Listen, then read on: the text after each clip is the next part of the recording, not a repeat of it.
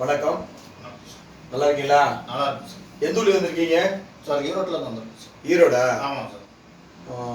ஈரோட்டில் வேலை பார்க்குறீங்களா? என்ன வேலை பார்க்குறீங்க? எலக்ட்ரிஷியனாக இருக்கேன் சார். சரி. உங்களுக்கு என்ன வியாதிக்கு வந்தீங்கன்ட்டு?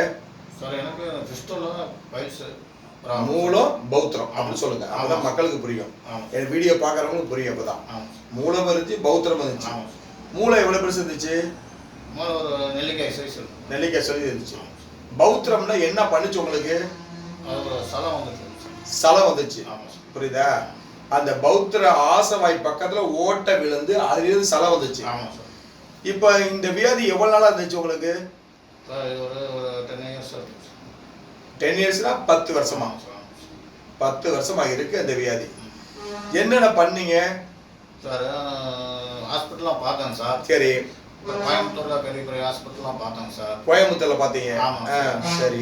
அது வந்து ஒரு எம்ஆர்ஐ ஸ்கேன் பண்ணிட்டு ஆப்ரேஷன் தான் பண்ணி ஆகணும் அப்படின்ட்டாங்க சார். சரி சரி, அப்போ இதுக்காக என்ன சொல்யூஷன் என்ன தீர்வுன்னு பார்க்கும்போது சரி தற்செயலாக உங்கள் யூடியூப் வீடியோ செல்லில் பார்த்தேன் சார்.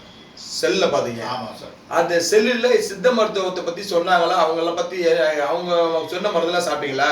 அதெல்லாம் சாப்பிட்டேன் சார். என்னென்ன மருந்து சாப்பிட்டீங்க? இந்த லேகியம், சரி, பஸ்பம், அது மாதிரி எல்லாம் சாப்பிட்டேன் சார்.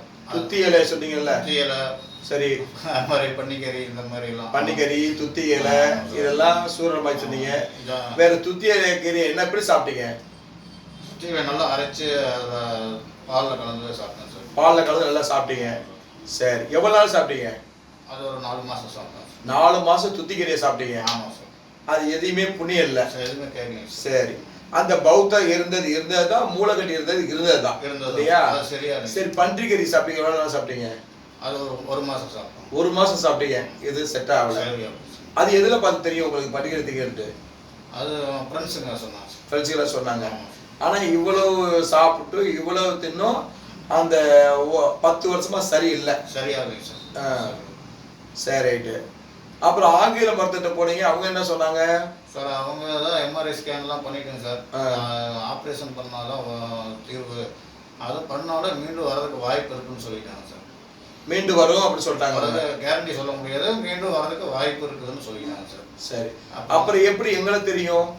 அதான் சார், இதுக்கு என்ன ஒரு தீர்வுன்னு சொல்லி நான் ஃபோனில் பார்த்துட்டு இருக்கும்போது உங்கள் வீடியோ தற்செயலாக வந்துச்சுங்க சார். சரி, பார்த்துட்டு இது மாதிரி உங்களுடைய பேஷண்ட்லாம் பேட்டி கொடுத்துருந்தாங்க. சரி, அதெல்லாம் பார்த்தேன் சார். 100% தீர்வு, ட்ரீட்மெண்ட் நல்லா இருக்குன்னு சொன்னாங்க. அதனால் சரின்ட்டு நான் நம்பி இங்கே வந்தேன் சார்.